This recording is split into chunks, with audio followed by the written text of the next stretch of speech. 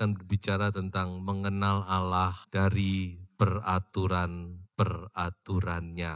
Saya akan bersama-sama melihat dengan saudara tentang peraturan. Di dalam kitab Taurat, ya kitab Taurat itu ada 5, Kejadian, Keluaran, Imamat, Bilangan, Ulangan. Itu selain ada hukum, ada peraturan. Hukum jelas, 10 hukum Allah, kemudian ada hukum-hukum yang lain, saudara. Bagaimana orang itu kalau berbuat ini harus bagaimana buat, itu kan hukum. Tapi ada peraturan. Dan Raja Daud dia berkata, aku mau mempelajari peraturan-peraturanmu. Dalam bahasa asli dipakai kata pikut, itu artinya instruksi, artinya adalah peraturan. Jadi peraturan-peraturan Allah itu luar biasa. Dan dari peraturan-peraturan itu kita bisa mempelajari siapa Allah kita. Mari pertama-tama kita baca saja Bilangan 10 ayat 28. Itulah aturan keberangkatan orang Israel menurut pasukan mereka ketika mereka berangkat. Di dalam perikop ini kita mempelajari bagaimana ketika bangsa Israel itu berangkat. Kita tahu selama 40 tahun di padang gurun ada saatnya mereka berkemah, ada saatnya mereka berjalan atau berangkat. Nah, ketika berangkat dikatakan oleh kitab Bilangan, Allah mengatur keberangkatan itu. Jadi dimulai dari 3 suku yang berkemah di sebelah timur, kemudian disusul dengan Bani Gerson dan Bani Merari. Gerson dan Merari ini adalah keturunan dari suku Lewi. Mereka yang bertanggung jawab mengangkat peralatan kemah, layar-layar, tiang-tiang, dan seterusnya. Kemudian setelah itu diikuti dengan 3 suku yang berkemah di sebelah selatan. Kemudian diikuti oleh Bani Kehat. Bani Kehat ini juga adalah keturunan Lewi, tapi mereka yang bertanggung jawab untuk membawa benda-benda suci. Seperti tabut, mezbah, pokok benda-benda yang suci itu diusung oleh Bani Kehat. Setelah itu 3 suku yang berkemah di sebelah barat dan kemudian 3 suku yang berkemah di sebelah utara. Nah, inilah aturan keberangkatan bangsa Israel. Saudara lihat, ini semua diatur bukan oleh Musa, tapi Tuhan yang menentukan. Tuhan yang memberitahu begini kamu kalau berangkat. Nah, ini adalah salah satu dari peraturan yang kita bisa pelajari di dalam kitab Taurat. Masih banyak peraturan-peraturan yang lain. Mereka berkemah pun diatur, mana yang di utara, mana yang di barat, mana yang di timur, mana yang di selatan, semua diatur oleh Tuhan. Apa yang kita bisa pelajari, apa yang kita bisa simpulkan dari semuanya ini, bahwa Allah itu Allah yang beraturan. Allah kita bukan Allah yang semrawut. Allah adalah Allah yang punya aturan. Allah adalah Allah yang senang kepada hal-hal yang teratur. Ini yang saya bisa simpulkan, saudara-saudara. So itu semua diatur. Kalau saudara membaca, saudara bisa pelajari itu semua. Bangsa Israel itu diatur, enggak seenaknya mereka. Semua itu diatur oleh Tuhan. Allah kita adalah Allah yang teratur. Allah yang suka bekerja secara teratur. Tertata, tersusun. Kita baca 2 ayat ini ayat perjanjian baru. 1 Korintus 14 ayat 33, Allah adalah Allah yang suka akan ketertiban, Ia bukan Allah yang suka kepada kekacauan. Ayat 40, tetapi semuanya harus dilakukan dengan baik dan teratur, bukan acak-acakan, saudara-saudara. Dan itu tercermin dalam setiap perbuatan Allah. Salah satunya, saudara lihat ayat ini. Bagaimana Tuhan Yesus waktu melayani, dia pun melayani dengan teratur.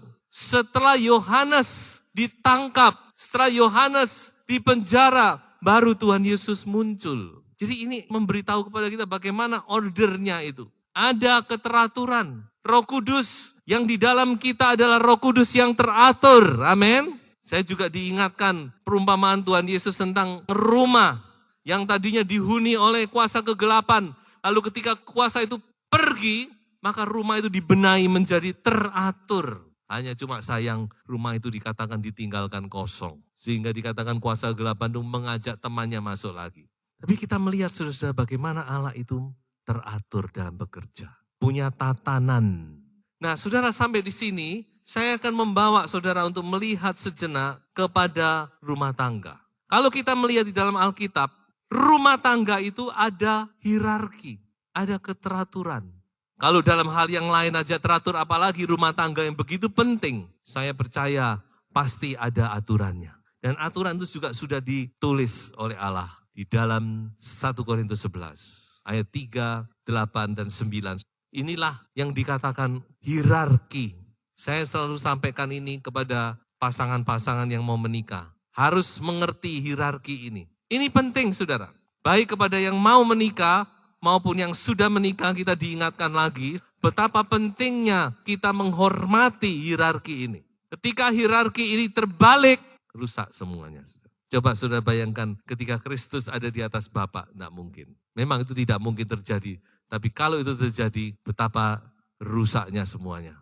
Jadi saudara perhatikan ini susunan ini. Ya, di sini mungkin 80% adalah orang-orang yang hidup dalam hubungan rumah tangga suami istri. Ayo saudara kembalikan ini kepada proporsi yang benar. Allah Bapa, Kristus, suami, istri. Hierarki, keteraturan, tatanan. Jangan sampai ini dirusak.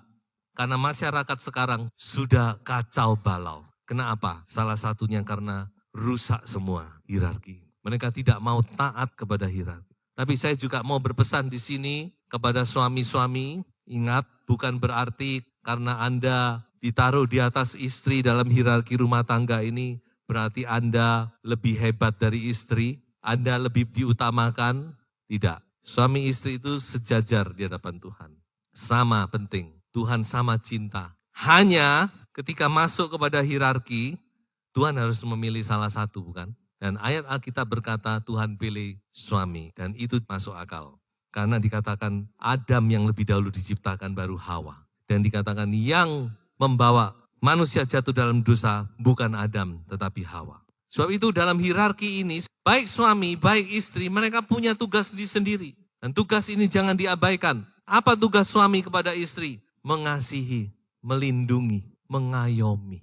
Sehingga istri merasa tenang, istri merasa aman. Bukan memanfaatkan, ingat. Ketika suami memanfaatkan istri, itu saudara sudah melenceng dari tugas saudara. Suami-suami jangan egois, jangan memanfaatkan istrimu untuk kepentinganmu. Ini penting saudara. Saya sering kali bertanya kepada pasangan yang mau menikah, kenapa kok Tuhan pesan sama suami sama istri tidak sama? Kepada suami pesannya apa? Kasihilah istrimu, titik, tidak. Kasihilah istrimu seperti engkau mengasihi dirimu. Kenapa? Karena suami itu mengasihi diri, alias egois. Ya itu nyata. Tapi kepada istri Tuhan tidak berpesan demikian. Karena mbojai. Mengapa mbojai? Karena istri pasti mengasihi suami. Tidak perlu dipesan, sudah pasti. Tapi pada istri lain lagi. Pesannya adalah tunduklah, hormatilah suamimu. Nah ini tugas dari istri kepada suami. Menopang, menolong, menghormati. Menolong, bukan merongrong. Saudara-saudara. Kalau kita bisa melakukan atau kita bisa menepati atau kita bisa mempraktekkan hal ini, saya yakin keluarga Anda pasti akan berbahagia dan diberkati Tuhan. Jadi ada hierarki, God of order. Allah adalah Allah yang teratur, Allah yang punya aturan, Allah yang punya tatanan. Allah tidak menghendaki kekacauan. Allah ingin semuanya berjalan dengan baik dan teratur. Kita harus perhatikan ini. Ini yang bisa kita pelajari dari peraturan-peraturan yang Tuhan berikan. Begitu luar biasa peraturan-peraturan itu, saudara-saudara. Dan kita harus mengerti hal ini menandakan bahwa Allah itu teratur. Sampai hal yang kecil-kecil diatur oleh Tuhan. Bilangan pasal 3, 46 dan 50.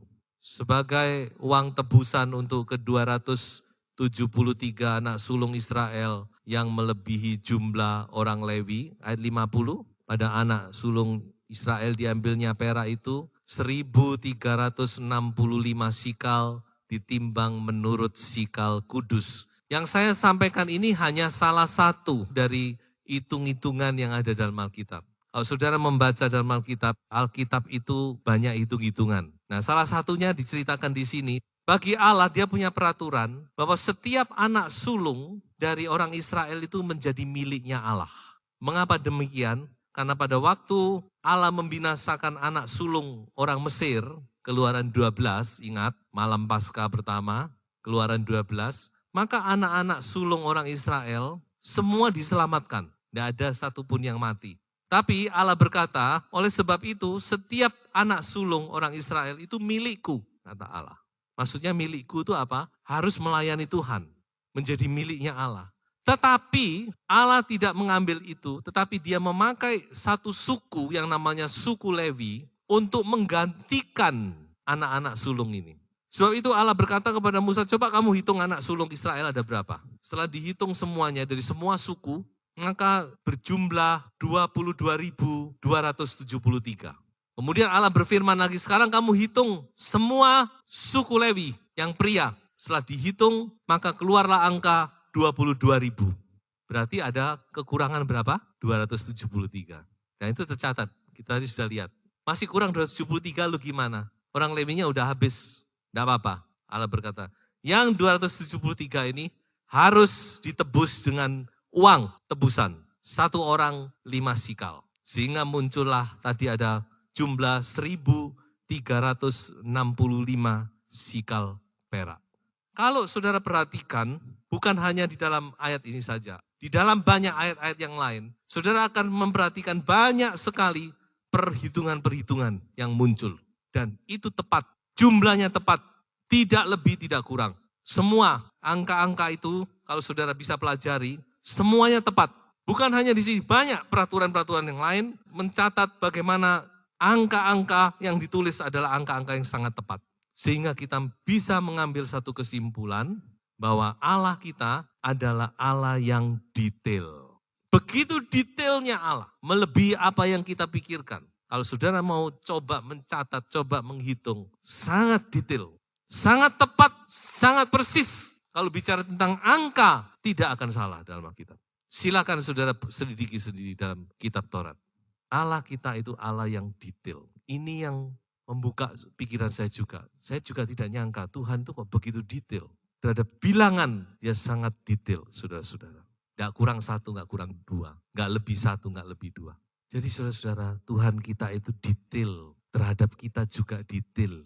Tuhan itu mengenal anak-anaknya itu juga detail. Saya percaya bahwa ayat ini merupakan ayat nubuatan tentang gereja Tuhan. Bagaimana Tuhan mengenali gerejanya. Mengenali orang-orang yang lahir baru di dalam gerejanya. Dikatakan seorang demi seorang, one by one.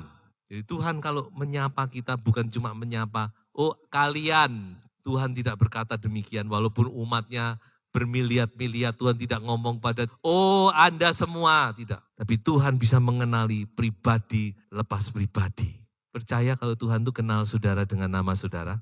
Tuhan detail kepada saudara dan saya. Bukan cuma pribadi kita, dia juga detail mengenali masalah persoalan saudara. Dia tahu sampai kepada hal-hal yang detail. Karena dia adalah God of detail. Nah saudara, berbicara tentang detail, maka ada 2 aplikasi yang ingin saya sampaikan di sini. Bagaimana kita mengaplikasikan ini dalam kehidupan kita. Yang pertama, marilah kita juga belajar untuk membaca firman itu dengan detail, saudara. Kadang-kadang kita membaca firman itu kita sambil lewat ya.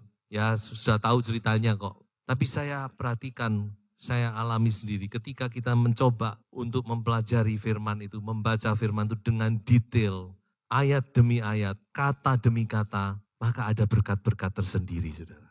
Bahkan Tuhan Yesus ngomong setiap titik, setiap koma itu pasti digenapi. Tidak ada yang tidak digenapi. Jadi ini salah satunya yang mengingatkan saya, ayo kita juga mulai belajar dalam kita membaca firman, kita membaca itu dengan detail. Jangan sambil lalu, jangan asal lewat saja. Karena saya percaya ada berkat-berkat yang luar biasa. Yang kedua, saudara-saudara, berbicara tentang jumlah, kita juga harus belajar detail. Dan bicara tentang milik Tuhan itu, Tuhan ingin kita juga detail. Karena bicara jumlah, Tuhan selalu detail. Tuhan tidak sembarang. So itu mari kita juga belajar ya dalam hal ini. Baik, saya akan lari terus kepada hal yang ketiga, yang terakhir. Kita baca saja ayat yang di atas, Keluaran 23:19. Yang terbaik dari buah bungaran hasil tanahmu, haruslah kau bawa ke dalam rumah Tuhan Allahmu. Dan juga di bawah ada kata harus yang terbaik. Ini adalah 1-2 ayat dari sekian puluh ayat di dalam Alkitab khususnya Perjanjian Lama yang berbicara tentang yang terbaik. Kalau saudara mau selidiki silakan. Saya sudah coba melihat hampir 100 ayat tercantum ada kata yang terbaik. Apa yang bisa saya simpulkan dari hal ini? Allah kita adalah Allah yang suka kepada yang terbaik. God of excellence. Excellent itu artinya yang bermutu tinggi, yang indah, yang sempurna. Saya pikir kita kalau diberi kesempatan, kita selalu akan memilih yang terbaik, bukan? Allah juga demikian. Dia selalu minta yang terbaik, bukan yang nomor 2, yang nomor 1. Berkat yang terbaik, berkat nomor 1. Dan itu tidak salah. Allah juga suka memberkati kita dengan berkat yang terbaik. Tapi jangan lupa, Allah juga minta yang terbaik, saudara. Anda mau berkat yang terbaik, beri yang terbaik. Amin. Anda mau minta berkat yang excellent, tidak memberi yang excellent, itu tidak adil. Kita mau berkat yang excellent, yang terbaik. Kita harus beri yang excellent, saudara-saudara. Yang bermutu tinggi, high quality. Kitab Maleakhi adalah kitab terakhir dalam perjanjian lama. Dan sangat disayangkan, karena kitab Maleakhi sebagian besar berisi teguran. Mengapa Allah menegur bangsa atau umat Yahudi? Karena mereka tidak menghormati Allah. Mereka meremehkan, mereka melecehkan Allah. Dengan cara apa? Mereka memberi korban sembarangan. Korban lembu, dicari mana ya lembu sing wis kurus, sing sakit-sakitan. Korban domba, dicari mana domba yang sudah cacat. Itu kitab Maleakhi sudah baca sendiri. Setelah Maleakhi 400 tahun Allah tidak berbicara lagi. Bisa jadi karena Allah sudah jemu dengan umatnya. Mari kita juga mengerti, belajar. Kita mau minta yang terbaik, kita juga harus memberi yang terbaik. Kita mau minta berkat yang excellent dari Tuhan, kita juga harus memberi yang excellent. Itu kuncinya. Apa yang excellent? Berkat apa yang bisa kita beri untuk Tuhan? Pelayanan kita. Sudahkah kita melayani dengan satu pelayanan yang bermutu atau asal-asalan? Pujian dan penyembahan kita harus yang bermutu tinggi. Apa itu yang bermutu tinggi? Dengan roh dan kebenaran. Korban-korban kita, hidup kita, tubuh. Roma berkata, tubuhmu harus dipersembahkan. Menjadi korban yang hidup, yang kudus, yang berkenan kepada Allah. Itulah ibadahmu yang sejati. Apalagi, perbuatan kita yang excellent. Saya pakai Titus 3:8 karena di situ ada kata excellent. Kalau saudara baca di dalam bahasa Inggris, ada kata excellent di situ. Dan juga pikiran kita yang excellent, yang indah, yang mulia, yang bagus, yang sedap didengar. Semuanya itu sudah menjadi satu persembahan yang indah, yang excellent kepada Tuhan. Dan mungkin kita bertanya, kenapa sih Tuhan kok menuntut yang excellent? Apa sih dasarnya? Dasarnya sangat kuat. Karena dia sudah memberi pemberian yang excellent kepada kita. Yaitu anaknya yang tunggal. Tidak ada korban yang lebih hebat dari itu. Tidak ada pemberian yang lebih hebat. Tapi Bapak sudah tunjukkan, dia berikan anaknya yang tunggal di atas kayu salib Golgota. Korban yang paling excellent, pemberian yang paling excellent kepada kita. Yaitu dia menuntut yang excellent. Itu tidak berlebihan. Itu adalah yang patut, yang seharusnya. Jadi jangan pikir kalau kita memberi yang excellent itu kita hebat, tidak. Itu kalau bahasa Mandarin dikatakan li suo tang ran. Itu masuk akal, itu logisnya demikian memang. Mari saudara, kita ingin yang excellent dari Tuhan dan Tuhan sudah beri di atas kayu salib. Mari kita juga memberi yang excellent kepada Tuhan. Dan sebagai kesimpulan dari khotbah, Allah kita ialah Allah yang teratur, yang detail dan menyukai yang terbaik. Detail, excellent, order. Mengapa saya susun demikian? Karena mengingatkan kita dengan Deo. Deo itu juga artinya Tuhan, bahasa Latin. Sebab itu mari kita lebih mengenal Dia agar ibadah kita dan cara hidup kita semakin menyenangkan hati Tuhan. Tuhan memberkati.